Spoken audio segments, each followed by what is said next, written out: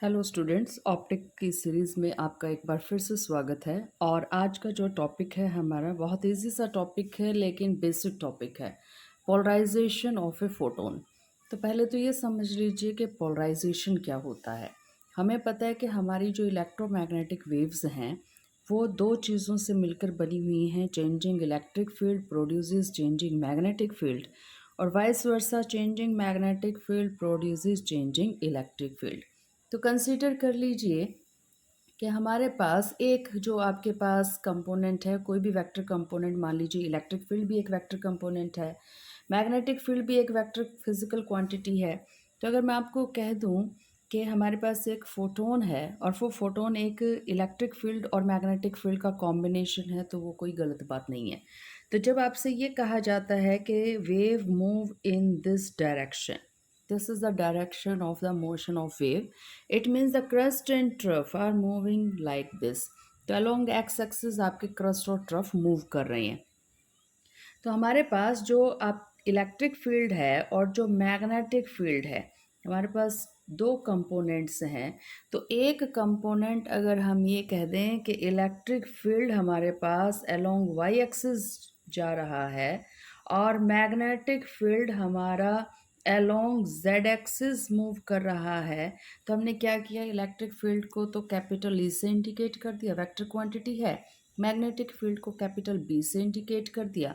तो अब सोच के देखिएगा कि वेव की इलेक्ट्रिक फील्ड तो अलोंग वाई एक्सिस चली गई, वेव की मैग्नेटिक फील्ड कहाँ चली गई, अलोंग जेड एक्सिस चली गई। अगर मैं आपको ये कह दूं this is X axis, this is Y axis and this is Z axis, तो ये क्या दिखा दिया हमने, आपकी जो तीन डायरेक्शंस हैं, इलेक्ट्रिक फील्ड की डायरेक्शन, मैग्नेटिक फील्ड की direction and the propagation direction और प्रोपगेशन डायरेक्शन ऑफ वेव, तो ये आपकी प्रोपगेशन डायरेक्शन ऑफ वेव है। It means the wave is propagating in this direction, the wave is moving in this direction. तो आप यहाँ से क्या कॉन्क्लूज़न निकालेंगे, कॉन्क्लूज़न यहाँ से हम ये निकालेंगे कि जो हमारी वेव है वो इस डायरेक्शन में मूव कर रही है, इसका मतलब वेव की वेलोसिटी इस डायरेक्शन में जा रही है। It means v is perpendicular to e and v is perpendicular to b। तो आप कुछ इस तरह से भी दे सकते हैं, जो v है वो आपका e क्रॉस b है, क्योंकि दो वेक्टर क्वांटिटीज़ का जो प्रोडक्ट आता है, जो रिजल्टेंट आता है, वो उन दोनों वेक्टर क्वांटिटीज़ के क्या होता है, आपका परपेंडिकुलर होता है। तो इट मीन्स कि आपका जो वेक्टर क्वांटिटी है, वेलोसिटी है, वो ई के भी परपेंडिकुलर है और वो बी के भी क्या हो गई है, परपेंडिकुलर है। तो जब आपसे ये कहा जाए ना कि वेव जा रही है आपकी अलोंग एक्स एक्सिस, तो वहाँ पर आप समझ जाइए कि एक डायरेक्शन में जाएगी आपकी इलेक्ट्रिक फील्ड और दूसरी डायरेक्शन में आपकी क्या जाएगी, मैग्नेटिक फील्ड, और इनके बीच में जो रिलेशन होगा वो कुछ इस तरह से रिलेशन होगा। तो अब ये देखिएगा कि यहाँ पर अगर मैं आपको कहूँ कि वेव कैसे प्रोपगेट कर रही है, तो एक बार वेव कहाँ गई, ऊपर गई, और एक बार वेव कहाँ गई, नीचे गई। तो हमारे पास इस वेव को दिखाने का तरीका क्या है, मैं इस वेव को कुछ इस तरह से दिखा सकती हूँ। अब वेव को मैं वेव ना कह के मैं इसको एक पार्टिकल भी तो कह सकती हूँ ना, कि ये पार्टिकल कौन सा है, फोटोन है। तो अगर ये पार्टिकल फोटोन है और इस वेव को रिप्रेजेंट कर रहा है, तो इस पार्टिकल की मोशन कुछ किस तरह से होगी, इस पार्टिकल की मोशन कुछ इस तरह से होगी कि ये पार्टिकल ऊपर नीचे मूव कर रहा है। तो इसको भी मैं कुछ इस तरह से दिखा सकती हूँ कि जो पार्टिकल है that is vibrating in this direction, it is moving in upward direction and downward direction. तो ये जो आपके पास है इसको हम कहते हैं पोलराइजेशन, कि जो आपका वेव है या जो आपका फोटोन है वो किस डायरेक्शन में वाइब्रेट कर रहा है। तो वाइब्रेट का देखिए, एक बार ऊपर जा रही है वेव, एक बार नीचे आ रही है। तो इसी तरह से इलेक्ट्रिक फील्ड की भी तो एक तरह से वाइब्रेशंस हो गई ना, कि आपकी यहाँ ये कुछ इस तरह से जा रही है, तो आप इसकी वाइब्रेशन को कुछ इस तरह से दिखा सकते हैं। यहाँ पर भी आपके पास मैग्नेटिक फील्ड है, तो आप इसकी पोलराइजेशन भी दिखा सकते हैं कि ये आपकी कुछ इस तरह से मूव कर रही है, कि एक बार आपके जेड एक्सिस से बाहर की तरफ और एक बार अंदर की तरफ आ रही है। तो हर एक पार्टिकल या हर एक वेव की एक पोलराइजेशन जो है उसकी एक प्रॉपर्टी होती है। तो अब हमने मान लिया कि एक वेव जा रही है, उसका फोटोन जो है वो ऊपर नीचे वाइब्रेट कर रहा है। हमने एक वेव और कंसीडर कर ली। हमने एक वेव ये कंसीडर कर ली कि ये वेव अब की बार यहाँ जा रही है। तो अगर मैं ये कंसीडर कर दूं कि ये इसकी एक्स डायरेक्शन है, तो मुझे पता है इसके साथ 90 डिग्री का एंगल बनाते हुए मैं एक डायरेक्शन और दिखा दूंगी, वाई कह दूंगी, और 90 डिग्री का एंगल दिखाते हुए एक डायरेक्शन और दिखा दूंगी। तो एक इसका हो जाएगा इलेक्ट्रिक कंपोनेंट और एक इसका क्या हो जाएगा, मैग्नेटिक कंपोनेंट हो जाएगा। अब इस वेव की पोलराइजेशन कैसे दिखाई जाएगी? इस वेव की पोलराइजेशन आप कुछ इस तरह से दिखा रहे होंगे। तो आप इसी तरह से बहुत सारी वेव्स निकल रही हैं। तो आप ये देखिए यूनिवर्स में किसी भी डायरेक्शन में वेव प्रोपागेट कर सकती है। सिमिलरली ये भी सोच लीजिए, एक बल्ब ऑन कर दिया आपने। अगर एक बल्ब ऑन कर दिया आपने, कमरे के बीचों बीच एक बल्ब ऑन कर दिया, तो वेव तो हर डायरेक्शन में निकलेगी उस वहाँ पर। तो आपके पास जो फोटोन्स हैं वो हर डायरेक्शन में क्या होंगे, वो आपके वाइब्रेट कर रहे होंगे। या ये कहिए जो पोलराइजेशन है वेव की वो हर डायरेक्शन में है। तो अगर इस वेव की मैं कुछ इस तरह से दिखाऊंगी, तो इस वेव की मैं कुछ इस तरह से दिखा दूंगी, इस तरह से आपके पास नंबर ऑफ ऑर्डिनरी सोर्स के लिए नंबर ऑफ क्या हो जाएंगी हमारे पास वेव्स, और उनकी ये क्या हो जाएगी, पोलराइजेशन। तो ये आपको वाइब्रेशंस शो कर रही हैं। ये जो एरो हैं वो पोलराइजेशन, ये जो हमने दिखाई ना छोटी छोटी लाइनें, ये जस्ट ये दिखा रहे हैं कि पार्टिकल मीन पोजीशन से किस डायरेक्शन में जा रहा है। तो यहाँ पर पार्टिकल की मीन पोजीशन अगर ये है तो ये यहाँ जा रहा है और फिर ये यहाँ जा रहा है, अगर ये फोटोन है तो। और वेव है तो क्रस्ट और ट्रफ की डायरेक्शन यहाँ पर आप देख लीजिए। तो यहाँ पर एक ऑर्डिनरी सोर्स से मुझे कुछ इस तरह के फोटोन्स मिल रहे हैं। तो ये लाइट मेरी क्या कहलाएगी, अनपोलराइज्ड लाइट कहलाएगी। अनपोलराइज्ड लाइट की प्रॉपर्टी आपको समझ में आ गई होगी। ये जो फोटोन्स है वो हर पॉसिबल डायरेक्शन में वाइब्रेट कर रहे हैं अबाउट देयर मीन पोजीशन।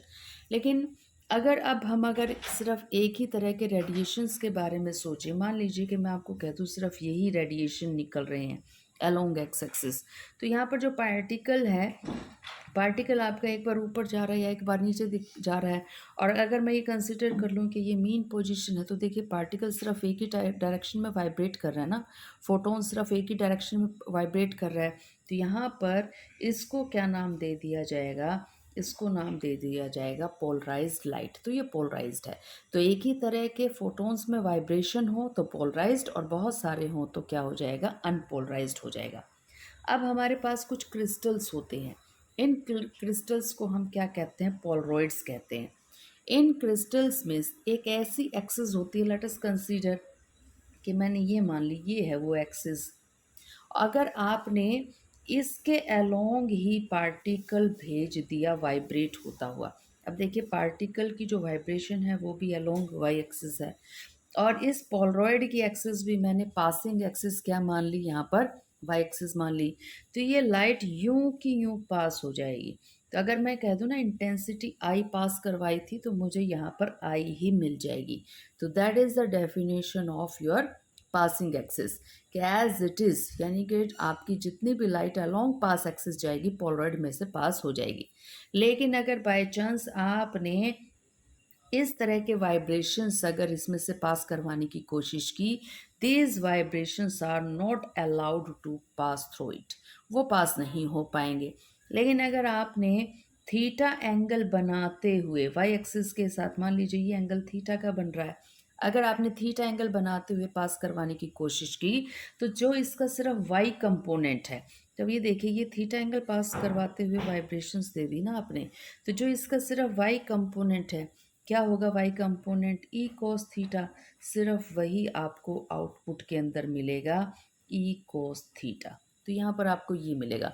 तो पोलरॉइड्स क्या है, पोलरॉइज्ड आपको एक ही तरीके के वाइब्रेशंस देंगे, आउटपुट में सिर्फ आपको एक ही तरीके वाइब्रेशंस मिलेंगे, और वो किस डायरेक्शन को वाले होंगे।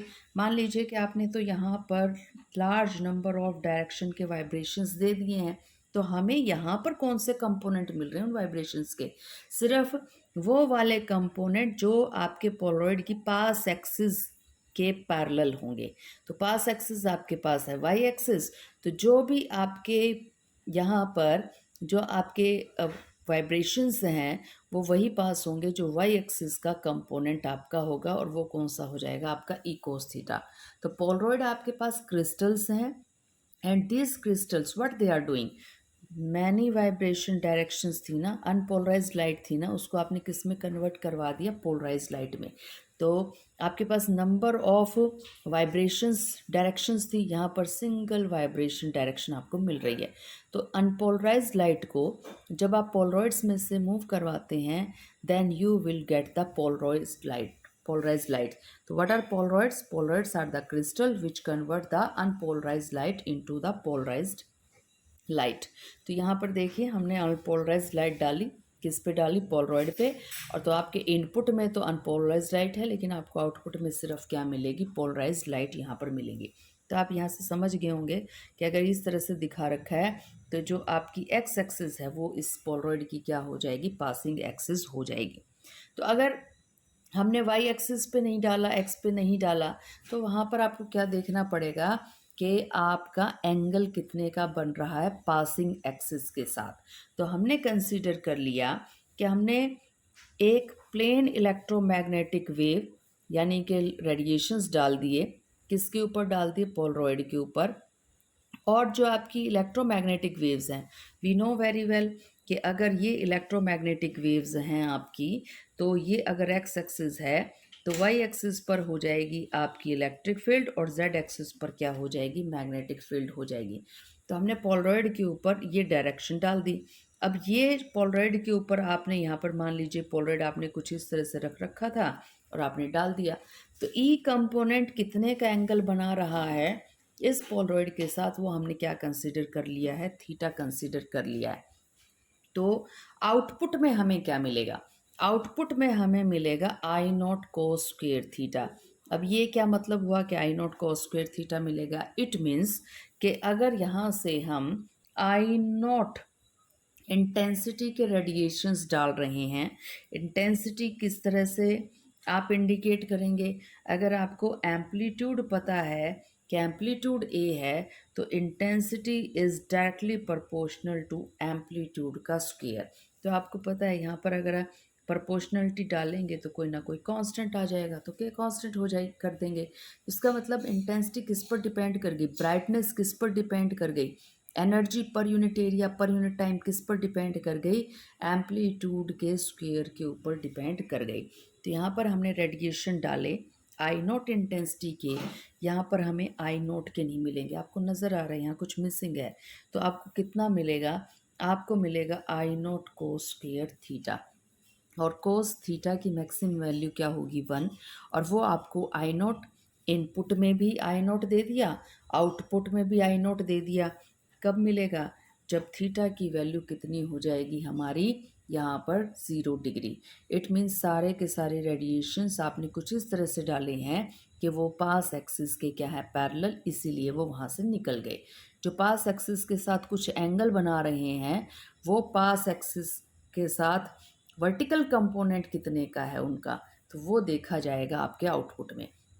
तो यहाँ पर इस लॉ को क्या कहा जाता है, मेलस लॉ।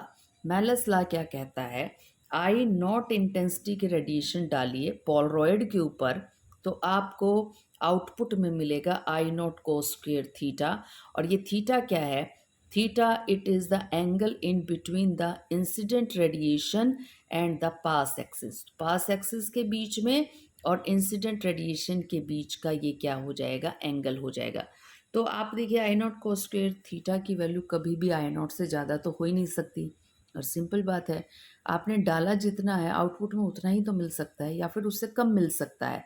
तो मेलस लॉ के अकॉर्डिंग द आउटपुट जो आपके पास है पोलराइज लाइट, वो आपको मिलेगी आई नॉट कोस स्क्वायर थीटा के equal, where theta is the angle in between the pass axis and the incident radiation।